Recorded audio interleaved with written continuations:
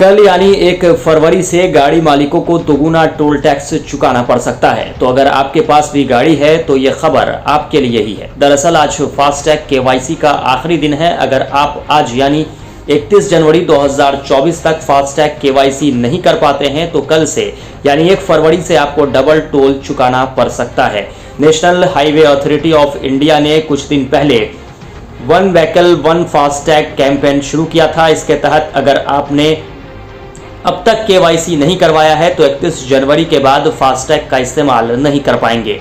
राष्ट्रीय राजमार्ग पर बनी सड़कों पर जाने के समय एक राज्य से दूसरे राज्य में प्रवेश करने के लिए हर किसी को तय टोल चुकाना होता है। NHAI ने यह भी कहा है कि अगर फास्टैग का बैलेंस बचा है लेकिन आपने केवाईसी नहीं करवाई है तो फास्टैग 31 जनवरी 2024 के बाद निष्क्रिय कर दिए जाएंगे।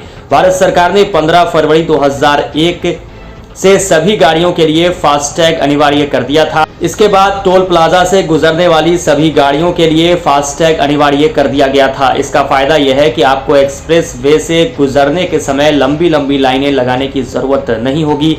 आप आसानी से बिना रुके एक्सप्रेस वे से गुजर सकते हैं।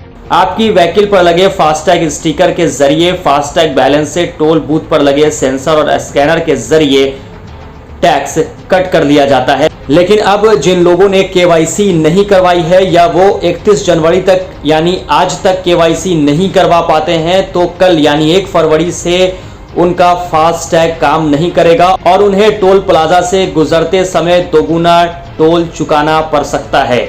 तो सवाल यह है कि क्या फास्टैग केवाईसी किया कैसे जाए, साथ ही केवाईसी क्या घर बैठे किया जा सकता है? तो इसका जवाब है बिल्कुल हाँ, आप घर बैठे केवाईसी कर सकते हैं और इसके लिए आपको जरूरी दस्तावेज जो हैं वो ड्राइविंग लाइसेंस, मतदाता पहचान पत्र, पैन कार्ड, आधार कार्ड, वाहन के पंजीकरण प्रमाण पत्र यानी RC आपके पास होनी चाहिए और आप घर बैठे भी फास्टैग केवाईसी कर सकते हैं। तो इसके लिए आपको क्या करना होगा, तो सबसे पहले आपको इसके लिए सरकार की आधिकारिक वेबसाइट fastag.ihmcl.com पर जाना होगा। मोबाइल नंबर और पासवर्ड या OTP के साथ अकाउंट लॉगिन करना होगा।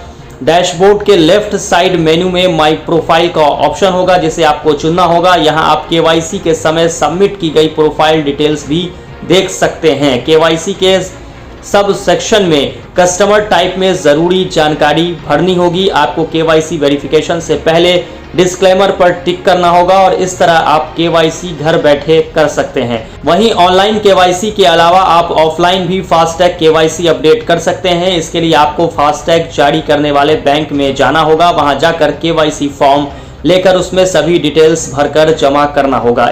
इसके बाद आपका फास्टैग अकाउंट का केवाईसी हो जाएगा। लेकिन अब लोगों के मन में कुछ सवाल भी उठ रहे हैं, जैसे क्या फास्टैग के लिए केवाईसी अनिवार्य है? तो इसका जवाब है हाँ, बिल्कुल।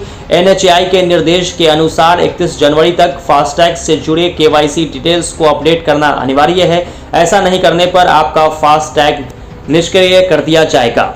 दूसरा सवाल यह है कि क्या बैलेंस रहने के बाद भी फास्टैग निष्क्रिय होगा? तो जी हाँ, अगर आपके फास्टैग से जुड़े केवाईसी डिटेल्स को अपडेट नहीं किया है तो बैलेंस रहने के बाद भी आपका फास्टैग निष्क्रिय कर दिया जाएगा। तीसरा सवाल यह है कि क्या पुराने फास्टैग हटाने होंगे? तो NHAI के निर्देश के अनुसार सभी यूजर्स को बैंकों के माध्यम से पहले से जारी किए गए सभी फास्टैग को हटाना होगा।